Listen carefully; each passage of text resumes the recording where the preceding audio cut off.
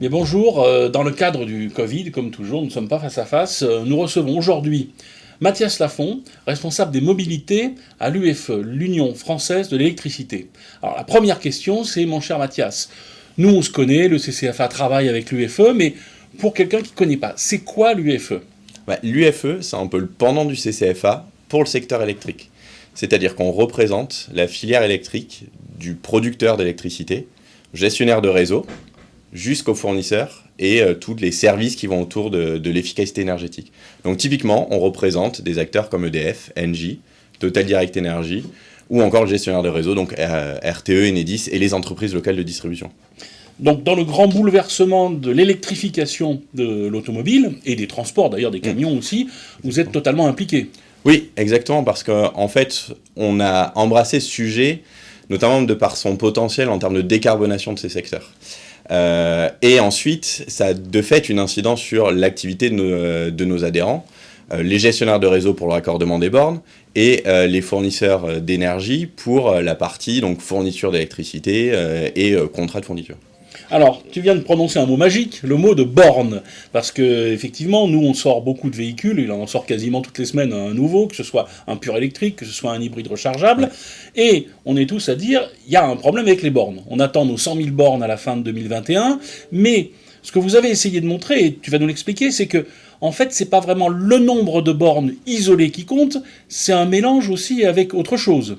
Oui, alors effectivement, ce qu'on a regardé là dans cet exercice de cartographie, c'était de mettre sur un même plan le nombre de bornes disponibles et le parc de véhicules électriques. Donc pour ça, on a travaillé notamment avec 3A Data pour les données de parc de véhicules et JREF pour les données de bornes. Et on a superposé ces deux éléments avec un indicateur pour essayer de définir la colorimétrie de ces cartes, c'est le ratio de 1 pour 10. En fait, ce ratio, il a l'avantage d'être simple et il a l'inconvénient d'être simple.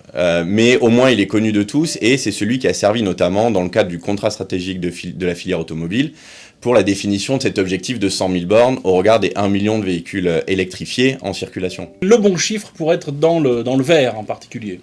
Nous, ce qu'on a défini, c'était dans le vert, pour ceux qui étaient en dessous de 10, on a une situation entre 5 et 10 qui peut être vue comme optimale. En fait, ce qu'on a voulu montrer dans ces cartes, c'est plutôt là où on en est, parce qu'on parle beaucoup de là où on doit aller, et on a souhaité savoir où on était aujourd'hui, puisque l'idée de cet exercice qu'on a donc rendu public cette semaine, c'est aussi de le prendre dans une dynamique et voir l'évolution des territoires dans l'approche et l'implantation des bornes. D'accord, parce que alors, si je prends moi, mon allié natal, on est très bon, on est en vert à 5 et quelques, et puis à côté le Puy-de-Dôme un peu moins bon, puis la Haute-Loire, alors là, dans le rouge sombre, mais tout ça, en fait, c'est fait pour évoluer, mais alors quel va être le timing de changement des données dans cette carte ?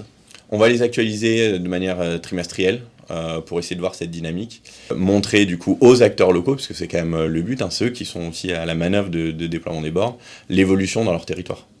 Bon merci beaucoup, et je crois que maintenant ce qu'il faut faire c'est aller sur le site internet, donc on a l'adresse ici, pour voir exactement comment on se comporte dans son département, et j'engage tous les élus locaux d'aller voir dans quelle couleur est leur département. Merci beaucoup Mathias Lafont. Merci à toi.